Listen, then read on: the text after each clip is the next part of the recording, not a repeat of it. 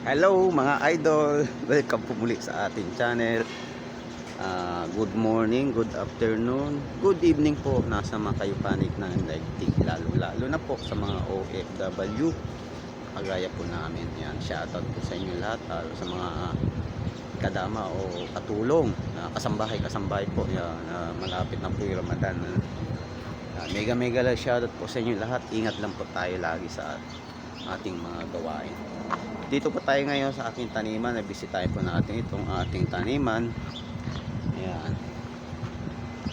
Ayan, hindi tayo makapag-video na iba kasi halos hindi po ako nakakaalis. Dito lang po ako lagi sa bahay, sa accommodation namin dahil wala po kami trabaho. Sampay kami. Mas 2 linggo na. Ganun talaga buhay. Minsan medyo mahina po talaga. Ito po yung ating kamatis. Ayan. Para makita ko na rin po sa inyo. Ating sili, ayan, meron po siyang ayan, marami rin siyang sili o mga ating tanim yan. Ayan, 1, 2, 3, 4, ayan, 7, 8 dito meron pa rin po yan dyan. Ayan, shoutout po sa inyo lahat mga idol ha. Pasensya na at di tayo makakapag ng mga ating mga video dahil yung ating cellphone masyado pong sirain. Ayan.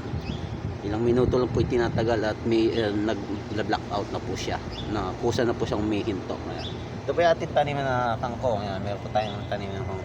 Medyo po yan. Bago po natin itananim.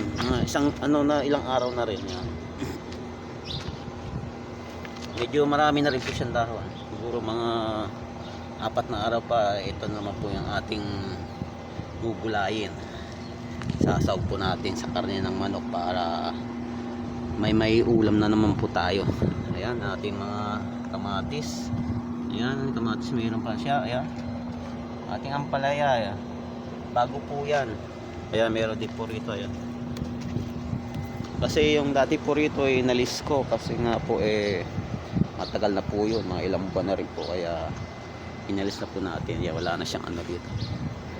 Saka magtatag-init na rin, hindi na rin po kumbaga sa katulad ko may edad na kaya kailangan inanggal po natin. Nagtanim po tayo panibago. Ayan, ating meron po siya mga tinutubuan ating mga alugbati. Ang ating alugbati itaharvest lang po natin nakaraang linggo. Ayan, medyo may dahon na naman po siya. Nilagay po natin sa isda. Sinabaw lang po natin, parang tinola style sa bawla. Tapos luya, sibuyas, ayos na, katalo na, parang tinola na siya. Ayan. My friend. Bye bye.